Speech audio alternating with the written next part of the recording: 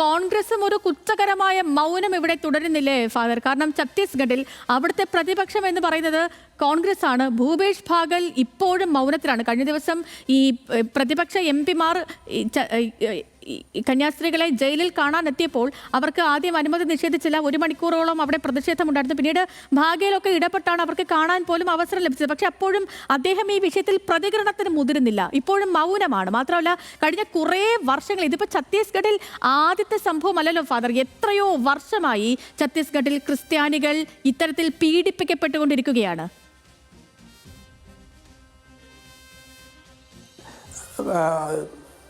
താങ്കൾ പറഞ്ഞത് വളരെ ശരിയാണ്. BJP അധികാരത്തിൽ വന്നപ്പോൾ നിരന്തരമായി അതിന് മുമ്പും പിൻപും പറഞ്ഞുകൊണ്ടിരിക്കുന്ന ന്യൂനപക്ഷ പ്രീണനമെന്നാണ്. അത് കോൺഗ്രസ് നടത്തുമ്പോൾ അതിനാണ് കോൺഗ്രസ്സുകാരെ ഭയപ്പെടുന്നത്. നമ്മൾ ഓർക്കുക, എന്താണ് BJP കേരളത്തിൽ ചെയ്തത്? ന്യൂനപക്ഷ പ്രീണനമല്ലേ? അരമനകൾ തോറും കയറുകയാണെങ്കിൽ ക്രിസ്മസിന് കേക്ക് കൊണ്ടുപോയി കൊടുക്കുകയും ഒക്കെ ചെയ്ത് പ്രീണനമായിരുന്നില്ലേ? ജനാധിപത്യത്തിൽ ഇതൊക്കെ ചെയ്യുന്നതാണ്. ഇതിനെ പ്രീണനമെന്ന് വിളിച്ച് ആക്ഷേപിച്ചവർ തന്നെയാണ് ഈ പ്രീണനം ഇപ്പോൾ നടക്കുന്നത് എന്നതാണ് നമ്മൾ തിരിച്ചറിയേണ്ടത്. അത് ഗോവയിലുണ്ടായി, കേരളത്തിൽ നിരന്തരമായി നടക്കുന്നത് ഇതുതന്നെയാണ്.